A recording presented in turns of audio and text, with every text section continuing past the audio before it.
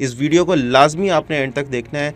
जिसने भी इस वीडियो को एंड तक देख लिया, मैं गारंटी कह सकता हूँ अगले आने वाले कुछ साल में वो एक्स्ट्रा अच्छे खासे पैसे कमा सकेगा। फार्मर जो है वो अपनी चंद केनाल या चंद एकड़ ज़मीन से ही कार्बन क्रेडिट्स के प्रोग्राम के अंदर शमूलियत हासिल कर सकता है, जिसमें उसने सिर्फ लगाए हुए दरख्तों का ख्याल रखना है। तो इसमें जो आमदनी के हवाले से फ़ायदा है वो 8,500 रुपये पर एकड़ से लेके 22,500 रुपये पर एकड़ सालाना मिल सकता है, जो सिर्फ दरख्त लगाने का है।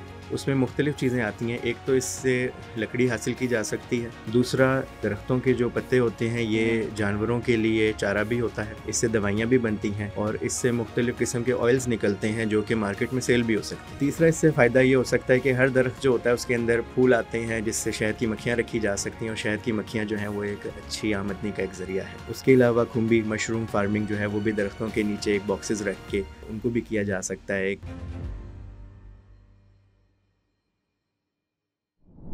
अस्सलाम वालेकुम, एग्रीकास्ट के एक और एपिसोड में आपको खुशामदीद करते हैं। और आज हम जिस चीज़ पे बात करने जा रहे हैं, हम पिछले कुछ सालों से देख रहे हैं कि किसानों का नुकसान पे नुकसान होता जा रहा है।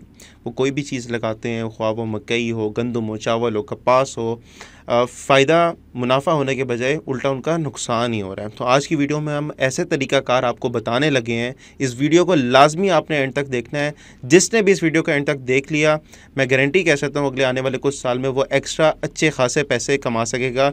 लगभग जितने उसको एक एकड़ से एक फ़सल से मुनाफा मिलता है, उसी के बराबर का मुनाफा एक्स्ट्रा जो है वो अपनी फ़सल से, अपनी खेत से कैसे ले सकता है। वीडियो में आगे चल के तफसीलन इस चीज़ पे बात होगी। तो लाजमी आप किसान मज़गार को सब्सक्राइब कर लें और वीडियो को लाइक कर लें।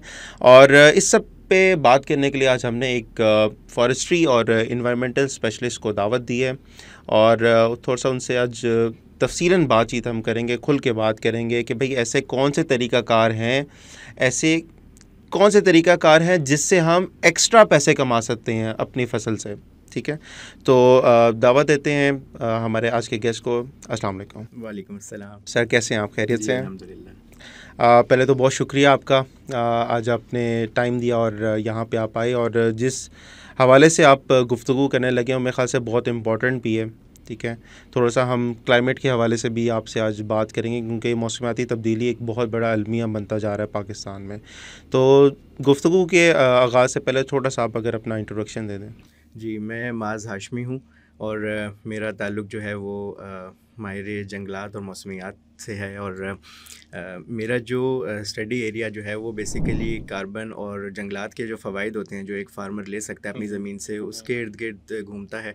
इसमें हम लोग बात कर सकते हैं कि फार्मर अपनी जो किसान है वो अपनी ज़मीन से किस तरह जितना फ़ायदा फ़सल से ले रहा है उतना ही फ़ायदा जो है वो जंगलात लगा के या दरख्त लगा के कैसे ले सकता है। इसमें हम वैल्यू एडिशन की बात करेंगे। इसके अंदर हम बात करेंगे अल्टरनेट लाइवलीहुड सोर्स, ऐसे ज़राए आमदन जो फार्मर को कोई नुकसान तो नहीं देंगे लेकिन खेतों के साथ जंगलात या दरख्त लगाने से वो अपनी आमदनी में कैसे इजाफ़ा कर सकते हैं। ठीक हो गया। तो आपने बात की आमदनी की, मुझे बताएं कि ऐसे क्या तरीक़ाकार हैं जिससे किसान जो है वो अपने खेत को ही, अपनी ज़मीन का इस्तेमाल करते हुए एक्स्ट्रा पैसे कमा सकता है। जी, अगर हम आमदनी की बात करें तो जंगलात जो होते हैं वो दरख्तों पर मुश्तमिल होते हैं, ये हम सब जानते हैं। और दरख्त जो होते हैं इनके बहुत सारे फ़वाइद हैं, जिसके अंदर आमदनी का एक ज़ख़ीरा जो है वो भी इसका एक बहुत बड़ा फ़ायदा है। उसमें मुख्तलिफ़ चीज़ें आती हैं। एक तो इससे लकड़ी हासिल की जा सकती है, दूसरा इससे जो दरख्तों के जो पत्ते होते हैं ये जानवरों के लिए चारा भी होता है, इससे दवाइयाँ भी बनती हैं और इससे मुख्तलिफ़ किस्म के ऑयल्स निकलते हैं जो कि मार्केट में सेल भी हो सकते हैं। अच्छा जी, वो इस पे डिपेंड करता है कि कौन से दरख्त लगाए जा रहे हैं और उनको किस तरह इस्तेमाल करने की सलाहियत जो है वो फार्मर ख़ुद रखता है। तीसरा इससे फ़ायदा ये हो सकता है कि हर दरख्त जो होता है उसके अंदर फूल आते हैं जिससे शहद की मक्खियाँ रखी जा सकती हैं और शहद की मक्खियाँ जो हैं वो एक अच्छी आमदनी का एक ज़रिया है। अच्छा। उसके अलावा खुम्बी मशरूम फार्मिंग जो है वो भी दरख्तों के नीचे एक बॉक्सेस रख के उनको भी किया जा सकता है। उसकी ट्रेनिंग्स होती हैं लेकिन वो भी एक आमदनी का ज़रिया है जो कि फार्मर से मुस्तफ़ीद हो सकता है। ठीक हो गया। इस सब के बावजूद जो एक बहुत बड़ा जंगलात का क्लाइमेट चेंज को लेके है, वो दरख्तों का ये है कि एक फार्मर जो है वो अपनी चंद केनाल या चंद एकड़ ज़मीन से ही कार्बन क्रेडिट्स के प्रोग्राम के अंदर शमूलियत हासिल कर सकता है, जिसमें उसने सिर्फ लगाए हुए दरख्तों का ख्याल रखना है। तो इसमें जो आमदनी के हवाले से फ़ायदा है वो 8,500 रुपये पर एकड़ से लेके 22,500 रुपये पर एकड़ सालाना मिल सकता है, जो सिर्फ दरख्त लगाने का है। अच्छा। और इसमें किसान ने सिवाय उन दरख्तों का ख्याल रखने के और कुछ नहीं करना। ये आप कार्बन क्रेडिट्स की बात कर रहे हैं, ये असल में है क्या? ये बहुत हम इंटरनेट पे देख रहे हैं, बहुत से लोगों के सवाल भी आते हैं कि भाई ये कार्बन क्रेडिट्स क्या चीज़ है, क्योंकि ये इतनी टेक्निकल चीज़ है कि आम एक बंदे को समझना बड़ा मुश्किल है।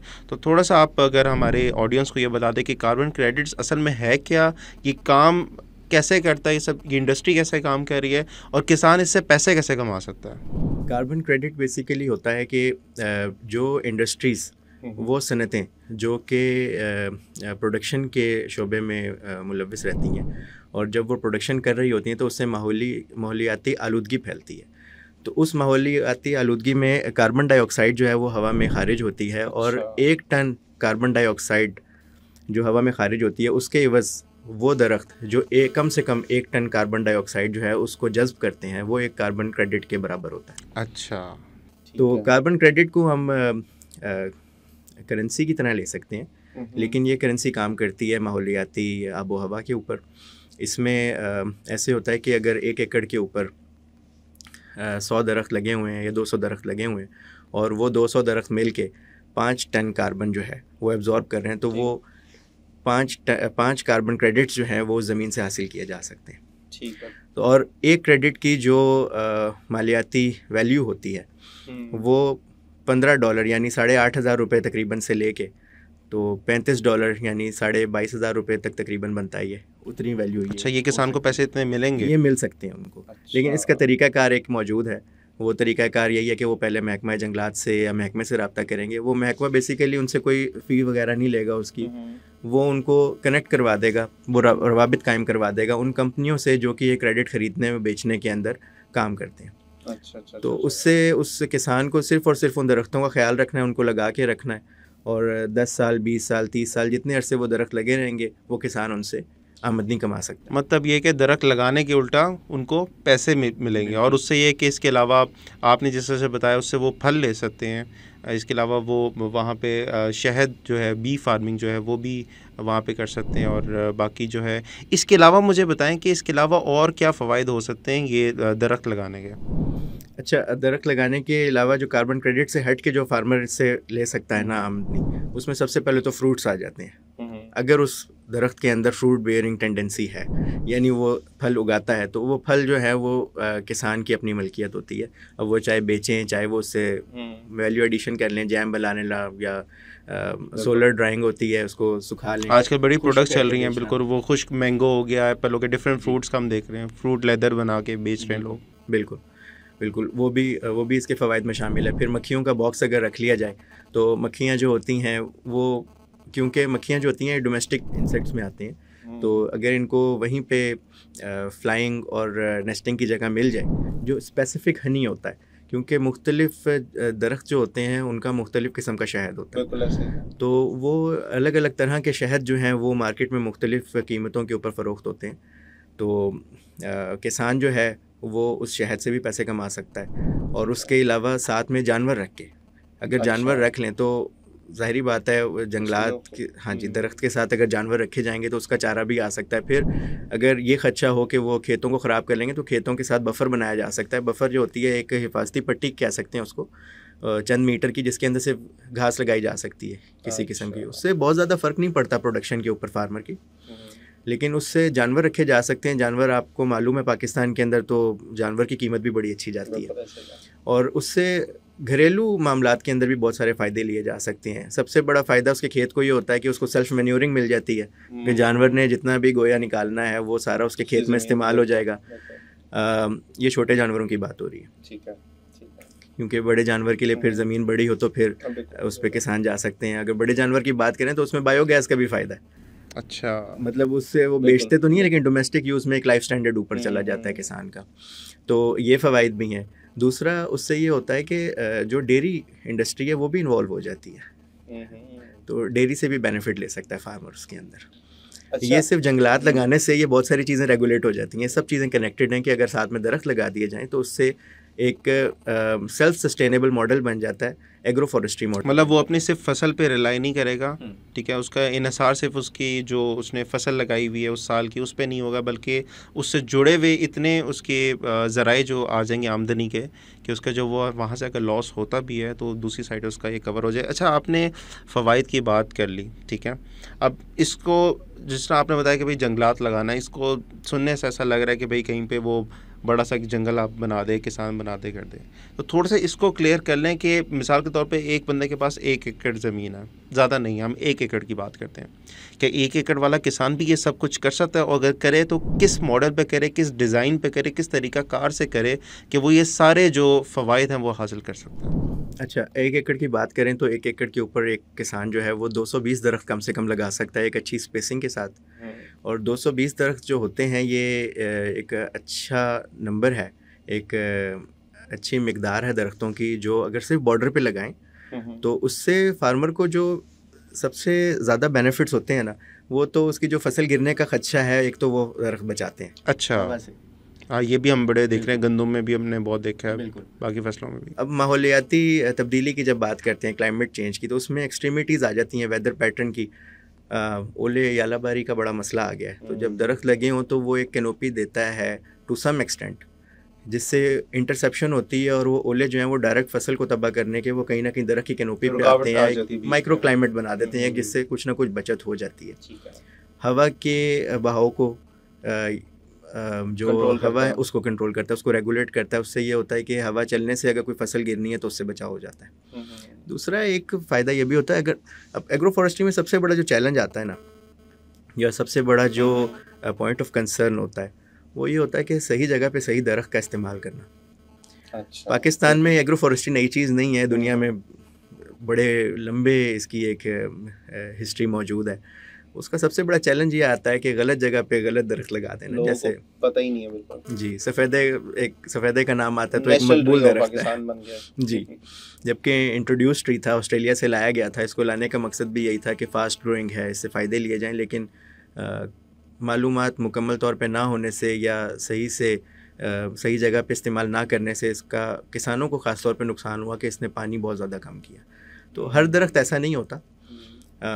अगर आप बात कर लें बेर का दरख्त, नीम का दरख्त, बकेन का दरख्त, दरेक का दरख्त, कीकर का दरख्त, ये वो दरख्त हैं, सुंबल का दरख्त, सिमल का दरख्त जिसे कहते हैं आम, ये वो दरख्त हैं जिसको अगर फसलों के साथ लगा दिया जाए तो इससे कोई ख़ास नुकसान नहीं होता, बल्कि इसके फ़वाइद ही होते हैं। और उन फ़वाइद में एक वाटर टेबल भी शामिल है। अच्छा, जब बारिश होती है, वो क्या चीज़ होती है? वाटर टेबल ज़ेरे ज़मीन पानी की बात हो रही है। अच्छा, ज़ेरे ज़मीन पानी जो है उसका एक लेवल होता है, वो कुछ जगह पे 50 फुट पे होता है, कुछ जगह 200 फुट पे होता है, कुछ जगह 400 फुट तक नीचे चला जाता है, जिस तरह कुओं में होता था। बाउली बनती थी, कई 100 फुट नीचे उतरना पड़ता था। तो अब ये है कि बोरिंग का ज़माना है, ट्यूबवेल्स का ज़माना है, तो एक ट्यूबवेल की जो डेप्थ होती थी वो पहले 400 फीट तक होती थी, अब वो नीचे 650 फुट तक चली गई है। और अगर आप उसको देखें तो वो ट्यूबवेल जो है वो बहुत ही ज़्यादा डीप हो गए हैं, और उसमें फिर भी पानी नहीं निकलता, लेकिन कई जगहों पे जब निकलता है तो वो खारा पानी निकलता है। तो दरख्तों के लगाने से ना ये बड़ा एक बेनिफिट हो सकता है कि ये वाटर टेबल जो है ना इसको रेगुलेट करते हैं। ज़ेरे ज़मीन पानी जो है ना उसको ये वापस लेके आते हैं अपने लेवल पे। वक्त लगता है, ज़ाहिरी बात है, दरख्तों की बात हो रही है तो दरख्त कोई 2-4 दिनों में या 2-4 साल में काम नहीं करते, कम से कम 10 साल लगते हैं। ऐसा ही है। तो ये लॉन्ग टर्म प्लानिंग के बारे में आप बता रहे हैं, और इसकी इनकम भी लॉन्ग टर्म होती है। ऐसा नहीं कि आज लगाया तो अगले साल से आपको नहीं, कम से कम 3 साल तो देने पड़ेंगे दरख्तों को। दरख्त लगाने के बाद देखें जब पौधा लगता है ना, तो किसी भी दरख्त की पनीरी लगाने के बाद कम से कम 3 साल देने पड़ेंगे तो वो दरख्त की शक्ल लेगा। ठीक है, और उसका ख्याल रखना पड़ेगा। शुरू में कुछ अर्सा ख्याल रखना पड़ता है, 6 महीना साल जो है कम से कम उस दरख्त का बहुत ज़्यादा ख्याल रखना पड़ता है। उसके बाद जब वो अपने रूट स्टैब्लिश कर लेता है उसके बाद वो सेल्फ सस्टेनेबल हो जाता है, उसको पानी भी देने की ज़रूरत नहीं होती। अच्छा, ठीक हो गया। अच्छा, आपने कुछ दरख्तों के नाम लिए कि आपने बताया जो फ़ायदेमंद हैं, जो लगाने चाहिए, वो कौन से ऐसे दरख्त हैं कौन सी जगह पे वो दरख्त नहीं लगाने चाहिए या अवॉइड करने चाहिए, या फिर लोगों को इस बारे में इंफॉर्मेशन इतनी नहीं है, लोग जो हैं वो इस चीज़ को मद्देनज़र ही नहीं रखते कि भाई वो उनके इलाके के हिसाब से वो दरख्त है या नहीं है, उनकी ज़मीन को या उनके इन्वायरमेंट को फ़ायदा दे रहा है, नुकसान दे रहा है। तो वो कुछ दरख्तों के नाम बताते हैं जो किसानों को अवॉइड करने चाहिए, और वो दरख्त भी बताते हैं साथ साथ जो उनको चूज़ करने चाहिए। अच्छा, जहाँ रेन फेड एरिया की अगर बात कर लें, क्योंकि बारानी एरिया की जब बात कर लेते हैं तो उसके अंदर ना सफ़ेदा तो बिल्कुल नहीं लगाना चाहिए। कि सफ़ेदा जो है ना वो बेसिकली एग्रो फॉरेस्ट्री या आम लगाने के लिए दरख्त नहीं है। ये वाटर लॉक्ड सॉइल्स जहाँ पे सेम और थोर का मसला होता है, ये उन जगहों पे लगाने का है, या फिर दरिया के किनारों पे बेले के जंगलात जो होते हैं वहाँ पे ये लगा रहे, तो इसके फ़वाइद नज़र आते हैं कि वहाँ पे कोई एग्रीकल्चर नहीं हो रही है, वहाँ पे कोई नुकसान नहीं है, इसका उल्टा ये फिल्ट्रेशन का काम कर रहा है। लेकिन अगर एग्रो फॉरेस्ट्री के साथ इसको लगा दिया जाए फसलों के साथ, तो क्योंकि ये डीप रूटेड दरख्त होते हैं, तो ये जो अंडरग्राउंड वाटर चैनल जिसकी मैं बात कर रहा था, ज़ेरे ज़मीन आबी ज़खायर, ये उसके पानी को जो है ना बहुत इफ़ेक्टिवली एक हाई रेट के ऊपर तेज़ी से बड़ा इस्तेमाल करते हैं, जिससे पौधों को नुकसान होता है और किसान को लॉन्ग टर्म में नुकसान होता है। एक दो फसल ले लें, 3 ले लें, चौथी फसल के लिए पानी नीचे नहीं रहता। तो इस तरह के बड़े मसाइल रहते हैं। फिर वहाँ पे डोमेस्टिक यूज़ भी तो होता है ना पानी का, उसके लिए भी पानी नहीं मिलता। सफ़ेदा हो गया, कोनोकार्पस हो गया, इस तरह के दरख्त, या सैलिक्स, ये जो विलो का दरख्त होता है, खेतों के साथ लगाने के लिए ये गैर मुफीद है। हाँ, वाटर चैनल्स या वो ज़मीन जहाँ पे कोई काश्तकारी हो ही नहीं सकती, उस जगह पे लगा दिया जाए तो वहाँ पे ये फ़ायदे दे सकते हैं। ठीक है, मुझे ये बात बताएं, आपकी इसी जैसे आपने सफ़ेदे का जिक्र किया कि सेमोथोर वाले इलाकों में ख़ास तौर पे इनको लगाया जाए तो ये मुफीद होगा। मुझे बताएं कि क्या जो सेमोथोर वाली ज़मीन हमने देखा है कि हमने ये जो पंजाब में भी कुछ एरिया है, सिंध में भी एरिया है, बुरा हाल है सेम से वहाँ पे, तो क्या उसको काबिल काश्त बनाया जा सकता है दरख्तों की मदद से, और अगर बनाया जा सकता है तो कितने अरसे में ये काम हो सकता है? जी बिल्कुल, सफ़ेदे का सही इस्तेमाल यही होगा कि उसको सेमोथोर ज़्यादा ज़मीन के ऊपर लगा दिया जाए। अच्छा, वहाँ पे इसकी डेंस कल्टीवेशन जो है वो भी कोई नुकसान नहीं देती, क्योंकि उस ज़मीन पे कुछ और तो काश्तकारी नहीं हो सकती किसी और चीज़ की। तो वहाँ पे अगर सफ़ेदा लगा दिया जाए तो कम से कम ये 10 साल लेता है, लेकिन उस 10 साल के अंदर वो ज़मीन इस काबिल हो जाती है कि वहाँ कुछ और भी लगाया जा सकता है। अच्छा, उस 10 साल के दौरान सिर्फ ये नहीं है कि वो लगा के छोड़ दें और ज़मीन ज़ाया है। उस 10 साल के दौरान ऐसा ही है कि पहले 3 साल अगर आप इसको छोड़ देंगे, अपने आप को मेंटेन कर लें, वहाँ एक फॉरेस्ट प्लांटेशन बन जाएगी। उसके बाद इसकी जो लकड़ी है वो इस्तेमाल हो सकती है, और फॉरेस्ट्री की लैंग्वेज में कॉपिस सिस्टम कहते हैं। कॉपिस वो दरख्त होते हैं जिनको एक दफ़ा अगर आप काट भी देना नीचे से, वो फिर से निकल आते हैं खुद से ही, उनको नया पौधा नहीं लगाना पड़ता। तो सफ़ेदा जो है वो उन दरख्तों में से है, और इसको अगर आप नीचे से बिल्कुल काट भी देना बेस से हर 3 साल बाद, तो ये आपको ना उसके अंदर से फिर से लकड़ी का रेवेन्यू देता रहेगा। अब वो फ्यूल वुड भी हो सकता है, वो पल्प के लिए भी हो सकता है, वो इसमें से मेडिसिनल ऑयल जो निकलते हैं उसके लिए भी हो सकता है। तो इसके मुख्तलिफ इस्तेमाल साथ साथ हो सकते हैं। ठीक हो गया। अच्छा, कार्बन क्रेडिट्स पे दोबारा वापस आते हैं। अब एक पाकिस्तानी की नज़र से आप देखें अगर, ठीक है, बहुत सी चीज़ें होती हैं हमें बताई जाती हैं, बहुत सी स्कीम्स होती हैं, बाद में वो चीज़ हम देखते हैं कि वो चीज़ वैसी होती ही नहीं जैसी बताई जाती है। ठीक है, हमेशा वो फ्री में भी कोई चीज़ ऐसी या फिर कोई फ़ायदा किसान को हो रहा, वो अनाउंसमेंट तो बहुत बड़ी बड़ी होती है लेकिन एक्चुअल में मिलता नहीं है।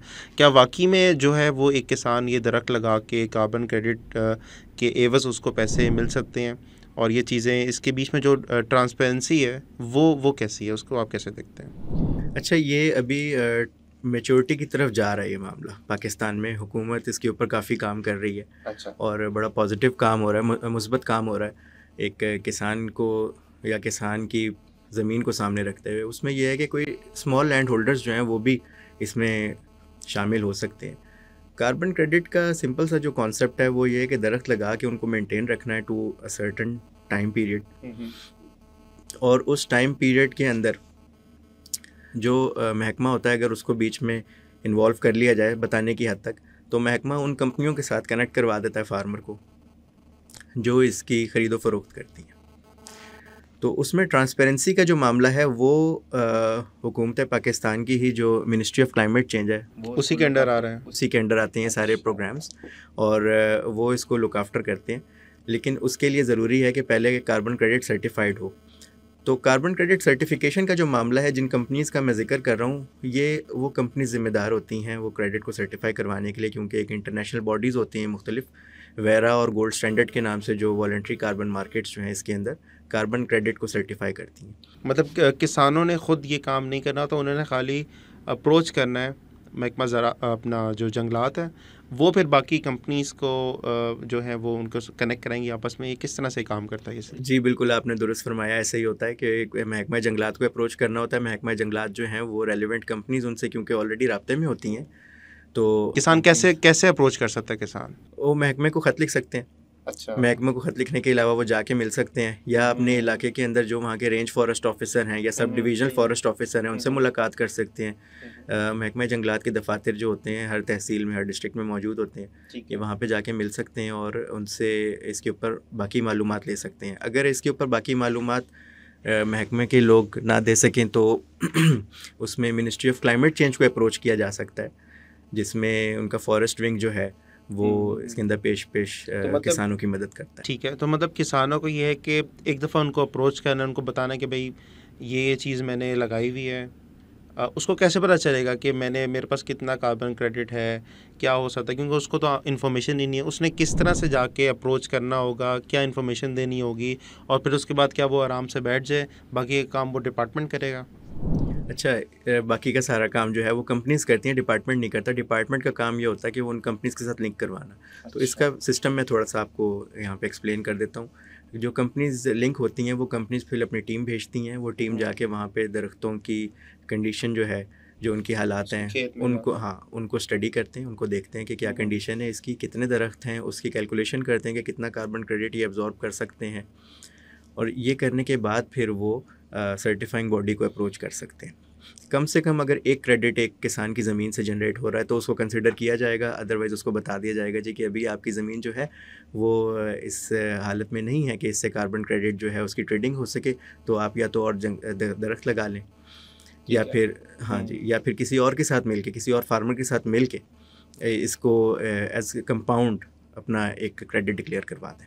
अच्छा, कितने दरख्त जो है वो कौन से दरख्त हैं, कितने दरख्त और कितने उम्र के दरख्त हैं वो एक कार्बन क्रेडिट बनाने की सलाहियत रखते हैं? अच्छा, इसके अंदर ना थोड़ा सा कितने दरख्त का सवाल जो होता है ना, ये मतलब एक डिफरेंट नौयत का सवाल हो जाता है, क्योंकि इसमें नंबर ऑफ़ ट्रीज़ डिफ़ाइन नहीं करते एक क्रेडिट को, उन ट्रीज़ की मैच्योरिटी कि वो कितने मैच्योर हैं। मिनिमम अगर एक दरख्त जो लगा हुआ है वो 5 साल तक, मिनिमम 5 साल का हो, और उसका एक डायमीटर जो है वो 5 सेंटीमीटर से ज़्यादा हो, और उसकी हाइट 2 मीटर से ज़्यादा हो, तो वो कंसिडर हो सकता है।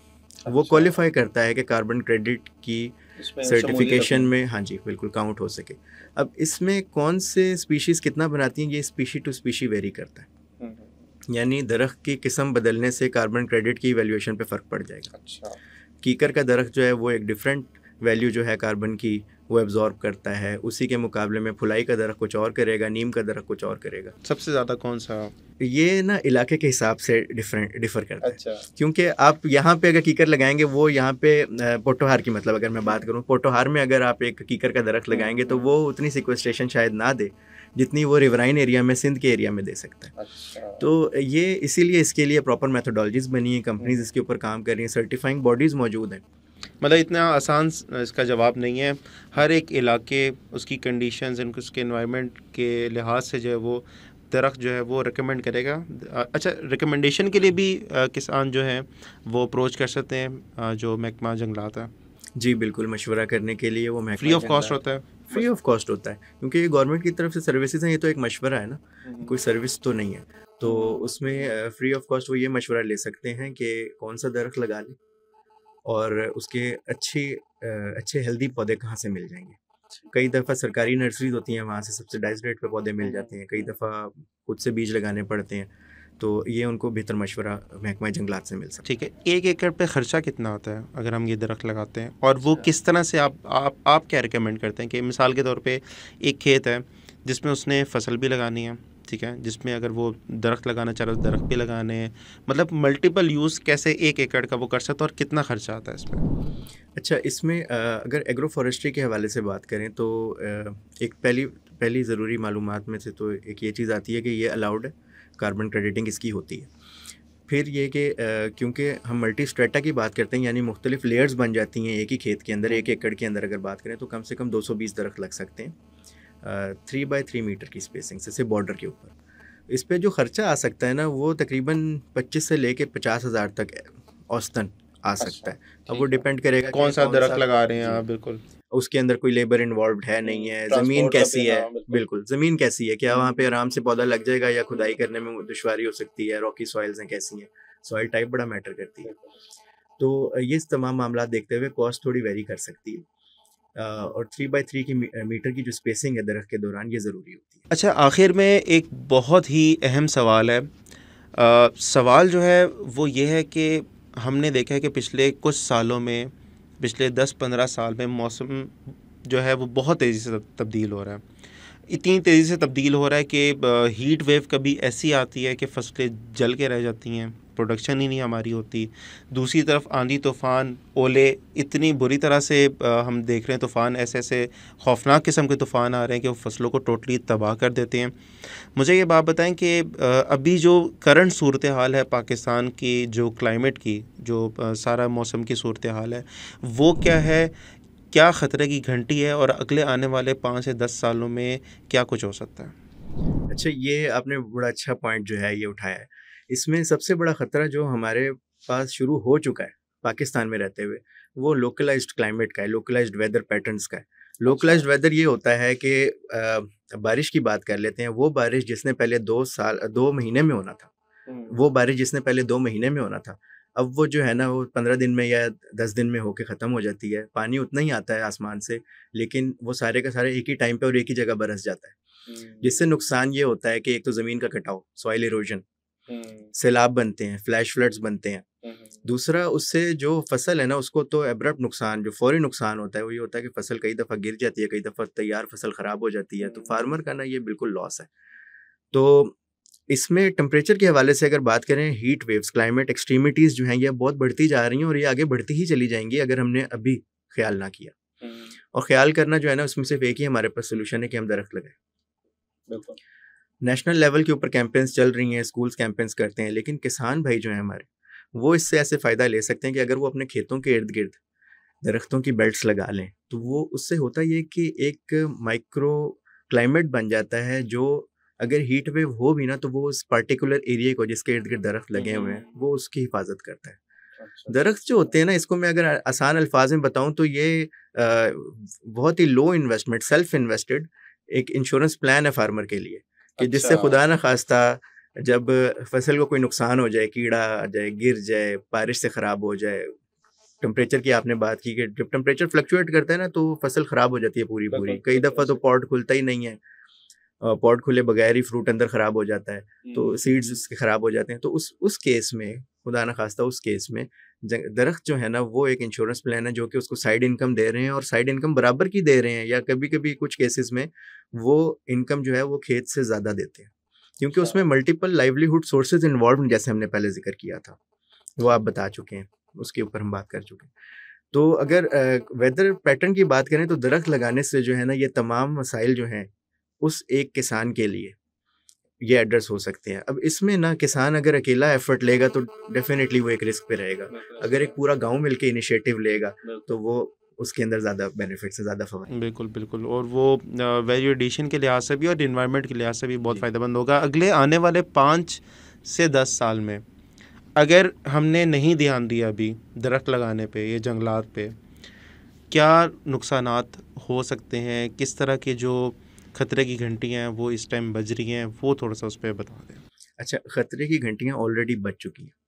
उसका मैं आपको एक प्रैक्टिकल रिपोर्ट के हवाला दे के बताता हूँ। 100 किलोमीटर का जो मानसून की बेल्ट है ना, ये ऑलरेडी नॉर्थ से साउथ की तरफ शिफ्ट हो चुकी है पाकिस्तान की।